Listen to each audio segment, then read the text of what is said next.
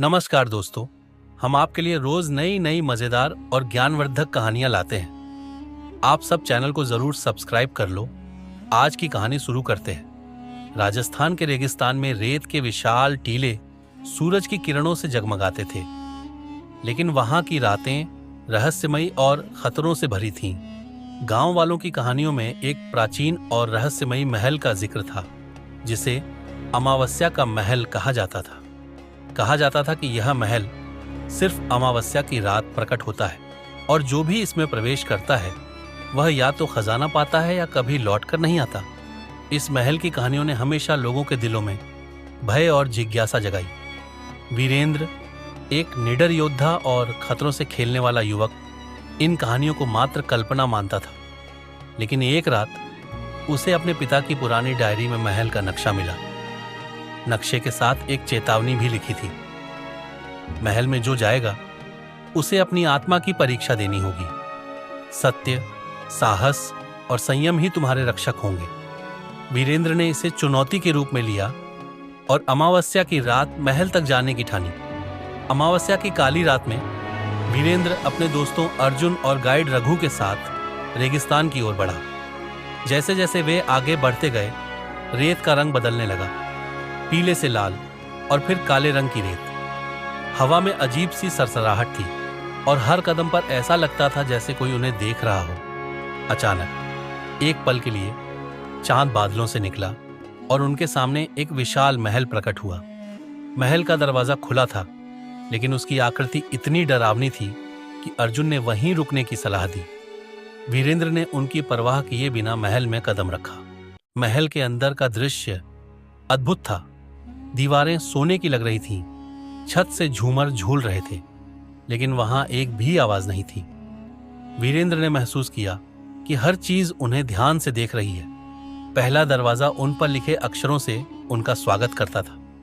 केवल वह आगे बढ़ेगा जो अपने भीतर के डर को हराएगा। जैसे ही वीरेंद्र ने दरवाजे को छुआ, वह अचानक एक घने जंगल में पहुंच गया। चारों ओर अंधकार था और डरावनी आवाजें गूंज रही थीं। एक अजीब साया उनके पीछे पीछे चल रहा था। अर्जुन और रघु भी अपने अपने डरावने सपनों में फंस गए थे। वीरेंद्र ने साहस दिखाया और साये का सामना किया। उसने महसूस किया कि यह उसका खुद का डर था जो उसे कमजोर बना रहा था। जैसे ही उसने डर पर काबू पाया, जंगल गायब हो गया और वह वापस महल में आ गया। अर्जुन और रघु, जो अपनी परीक्षा में असफल हो गए थे, अचानक अदृश्य हो गए। महल के अगले कमरे में एक बड़ा दर्पण था। दर्पण के ऊपर लिखा था, अपनी आत्मा का सच देखो। वीरेंद्र ने जैसे ही दर्पण में देखा, उसने खुद को एक राजा के रूप में देखा। शाही पोशाक, ताज और असंख्य धन धान्य। लेकिन तभी उसकी परछाई ने बात करनी शुरू की। क्या तुमने कभी सोचा है कि इस लालच का अंत क्या होगा?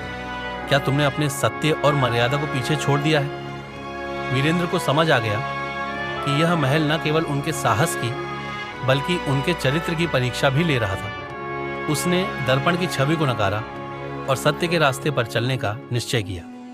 महल के सबसे अंदर एक कक्ष था, जहां एक सुनहरी कुर्सी पर एक कंकाल बैठा था। उसके हाथ में एक पन्ना था जिस पर लिखा था, यह खजाना तुम्हारे साहस और संयम का इनाम है, लेकिन यह खजाना तभी तुम्हारा होगा जब तुम इसे सभी के साथ बांटने का वादा करोगे। वीरेंद्र ने वादा किया कि अगर वह खजाना पाएगा तो इसे केवल अपनी संपत्ति नहीं बनाएगा।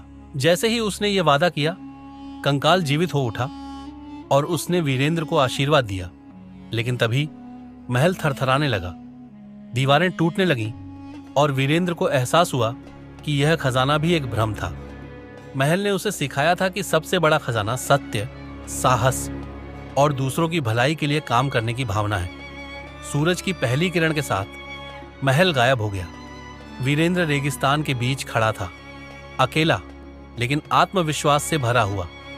उसने न केवल महल का रहस्य सुलझाया बल्कि खुद को भी खोज लिया। गांव लौटकर उसने अपनी कहानी सभी को सुनाई और यह सीख दी कि असली खजाना भौतिक संपत्ति में नहीं बल्कि मानवता, सत्य और साहस में है। रहस्यमयी रास्तों पर चलना कठिन होता है,